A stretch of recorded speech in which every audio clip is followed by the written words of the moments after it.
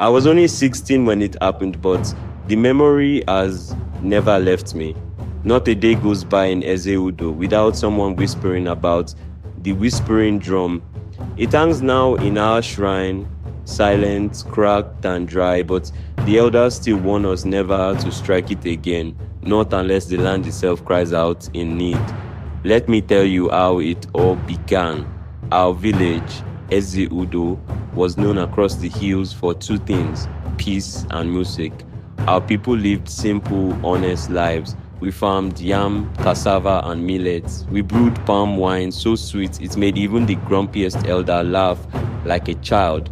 And most of all, we played music: flutes carved from bamboo, oja made of smooth wood, and talking drums that echoed across the forest. But above all instruments, there was one that was never played: the Ikenga drum. It was huge, taller than three men standing, carved from the heart of an Iroko tree, its surface wrapped in leopard skin and bound with cowries. It stood in the middle of our shrine, watching us like a silent judge. The elders said it had not been played in over 200 seasons, not since the day the spirits last walked among men. Only in the time of great injustice may the Ikenga drum speak, my grandfather would say as he fanned himself with a raffia fan. And when it does, the land will shake. I never believed any of that until the year Chief Nokolo died. Chief Nokolo had ruled Eze-Udo for over 30 years. He wasn't perfect, but he was just. People feared him, yes, but they respected him too. He kept the peace between the families, settled disputes, and saw to it that the annual Yam Festival was done according to custom. When he passed on, the elders performed the proper rites. His body was laid beneath the ancient silk cotton tree, and 3 white goats were sacrificed in his honor. Then came the time to choose a new chief. That's when the trouble began. 2 men put themselves forward: Ugonabo, a respected hunter from the Okeke family, and Dikiocha, the son of a wealthy trader who had returned from the city with new clothes, fancy speech, and a mind full of ambition. Ugonabo was a man of the land. His hands bore the calluses of honest work. He had led the hunters through 3 seasons of farming, bringing back bushmeat when the children were starving. The Kyocha, on the other hand, had money and he used it. Bags of rice and salt began to show up at the doors of families a week before the council votes. Palm wine flowed like a river. Youths danced at the Kyocha's compound every night, singing songs he had paid them to compose. Then came the election day. The elders gathered under the cola tree.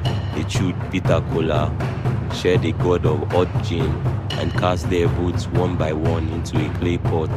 When they were counted, it was Dikeocha by a landslide. That was the first time I saw Ogunabo cry. He didn't protest. He only bowed, gave thanks, and walked back to his compound with the slow, heavy steps of a man carrying a mountain on his shoulders. But something changed in the village after that. At first it was small things. The price of yam doubled, while Dikeocha's store sold imported flour at a discount.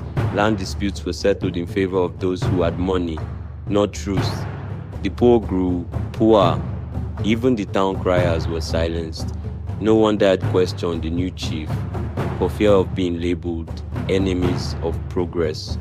One night we heard that Ogonabo's compound had been burned. They said it was an accident, but we all knew.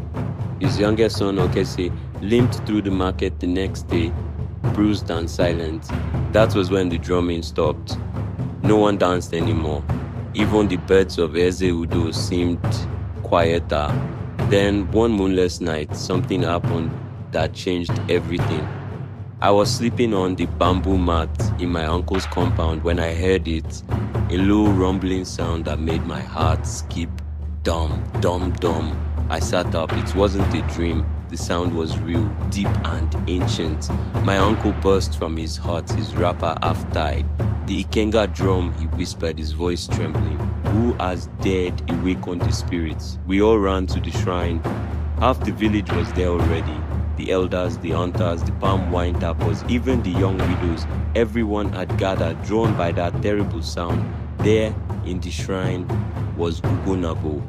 He stood bare-chested before the Ikenga drum, his eyes glowing with something I can only call pain and power. His palms were bleeding, but he didn't stop. Dum, dum, dum, justice, he cried with each beat. Justice for the poor, justice for the land, justice for my son.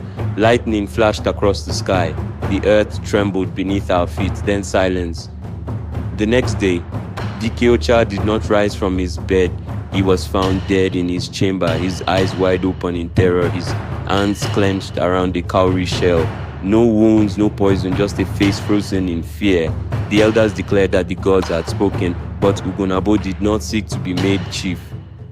He left the village that very night and walked into the sacred forest. Some say he became one with the spirits.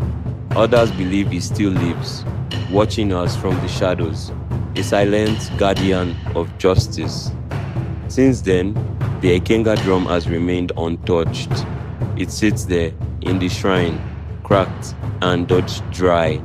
The elders forbid us to beat it, not unless the land cries again. They say, now I am older and I understand. Eze-Udo is peaceful once more. Our yam festivals are joyous and the flute sings sweet songs again.